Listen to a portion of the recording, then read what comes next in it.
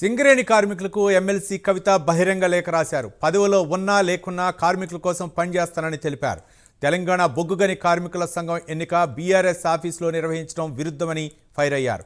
తనపై కొంతమంది కక్షగట్టి వ్యవహరిస్తున్నారని ఆవేదన వ్యక్తం చేశారు ఎమ్మెల్సీ కవిత. గతంలో అమెరికా పర్యటనకు వెళ్ళినప్పుడు తన తండ్రికి రాసిన లేఖను లీక్ చేశారన్నారు. పార్టీలో జరుగుతున్న వ్యవహారాలను నేను ప్రశ్నించడమే తప్పన్నట్లుగా తనపై కక్షగట్టారని కవిత తెలిపారు. పార్టీలోని కొందరు కుట్రదారులే వివిధ రూపాల్లో వేధింపులకు గురిచేస్తున్నారని ఆవేదన వ్యక్తం చేశారు కవిత.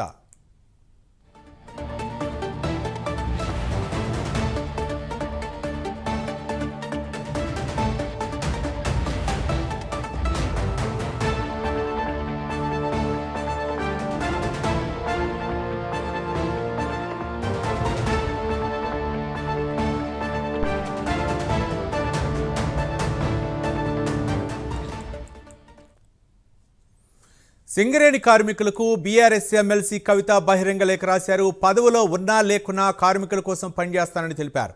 తెలంగాణ బొగ్గుగని కార్మికుల సంఘం ఎన్నిక బీఆర్ఎస్ ఆఫీసులో నిర్వహించడం విరుద్ధమని ఫైర్ అయ్యారు. తనపై కొంతమంది కక్షగట్టి వ్యవహరిస్తున్నారని ఆవేదన వ్యక్తం చేశారు. గతంలో అమెరికా పర్యటనకు వెళ్ళినప్పుడు తన తండ్రికి రాసిన లేఖను లీక్ చేశారన్నారు. పార్టీలో జరుగుతున్న వ్యవహారాలను నేను ప్రశ్నించడమే తప్పన్నట్లుగా తనపై కక్షగట్టారని ఎమ్మెల్సీ కవిత తెలిపారు. దీనిపై మరిన్ని వివరాలు మా కరస్పాండెంట్ చందు మరిన్ని వివరాలు అందించడానికి సిద్ధంగా ఉన్నారు. చందు, రవి సింగరేణి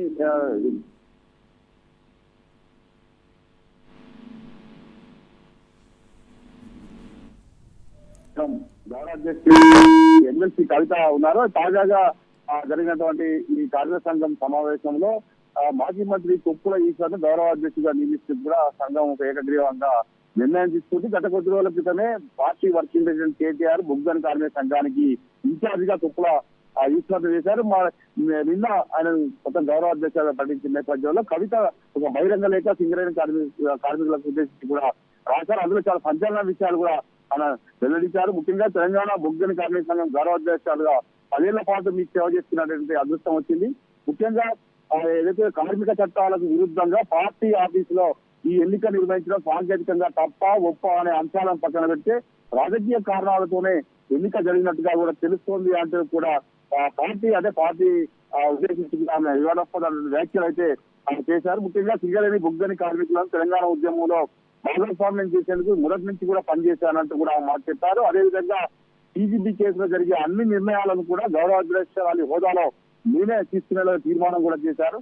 కానీ తెలంగాణలో కాంగ్రెస్ ప్రభుత్వం అధికారంలోకి వచ్చాక సింగరేణి కార్మికుల సంక్షేమం కోసం తాను పోరాడుతుంటే కొందరు తనపై కుట్రలు పంపుతున్నారంటూ కూడా ఆమె సంచలన ఆరోపణలు అయితే చేశారు. అలాంటి కుట్రలతో వ్యక్తిగతంగా తనకు వచ్చే నష్టం ఏమీ లేకపోయినా కార్మికుల శ్రేయస్సు కృషి చేస్తున్న నన్ను తొలగించి వారి ఐక్యతను దెబ్బతీయడమే లక్ష్యంగా కనిపిస్తోంది అంటూ కూడా ఆమె చెప్పుకొచ్చారు. అదేవిధంగా బీఆర్ఎస్ లో కొన్నాళ్ళుగా జరుగుతున్నటువంటి పరిణామాలు కూడా అందరికీ తెలుసు. ముఖ్యంగా పార్టీ ప్రజాతోత్సవ సభలో పార్టీ అధినేత కేసీఆర్ ప్రసంగంపై వివిధ వర్గాల ప్రజలు వ్యక్తం చేసిన అభిప్రాయాలను లేఖ ద్వారా నేను తెలియజేశాను.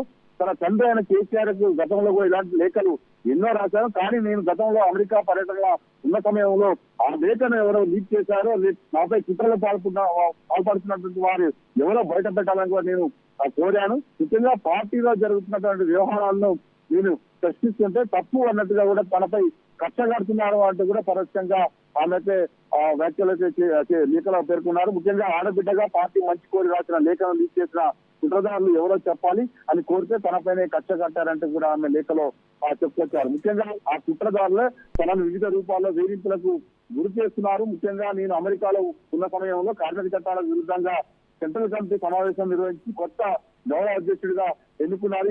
ఇదంతా కూడా తప్పు అంటూ కూడా ఆమె తప్పట్టారు. మొత్తంగా చూసినట్టయితే పార్టీ వర్కింగ్ ప్రెసిడెంట్ కేటీఆర్ ను ఉద్దేశించి పరోక్షంగా ఆమె ఈ లేఖలో పేర్కొన్నట్టుగా మనకు చాలా స్పష్టంగా అర్థమవుతుంది. ఎందుకంటే మొదటి నుంచి తెలంగాణ ఉద్యమంలో సింగరేణి కార్మిక సంఘం ఏదైతే బొగ్గుగని కార్మిక సంఘం ఉందో చాలా క్రియాశీలకంగా వ్యవహరించి ఆ ఉద్యమంలో వాళ్ళంతా కూడా ధర్నా సమ్మెలు నిర్వహించి ఆ సమయంలో కవిత అప్పటి నుంచి కూడా వారితోనే కలిసి పనిచేస్తూ వస్తున్నారు. గౌరవ అధ్యక్షులుగా ఇప్పటి వరకు ఉన్నటువంటి నేపథ్యంలో ఆమె విదేశీ పర్యటనలో ఉన్న సమయంలోనే ఆమెను తొలగించి ఇప్పుడు మాజీ మంత్రి కొప్పుల ఈశ్వర్ కు బాధ్యతలు కట్టబెట్టడం పైన ఆ సంతృప్తిని వెలగచ్చినట్టుగా చాలా స్పష్టంగా కనిపిస్తుంది. దాదాపుగా పార్టీ నుంచి ఆమెను బయటకు పంపించేటువంటి కార్యక్రమం చేస్తున్నట్టుగా కూడా చాలా స్పష్టంగా దీని ద్వారా అర్థమవుతుంది. ఆమె లేఖల పేర్కొన్న అంశాలను బట్టి కూడా చాలా స్పష్టమవుతుంది. Ravi. Right Chandu, thank you.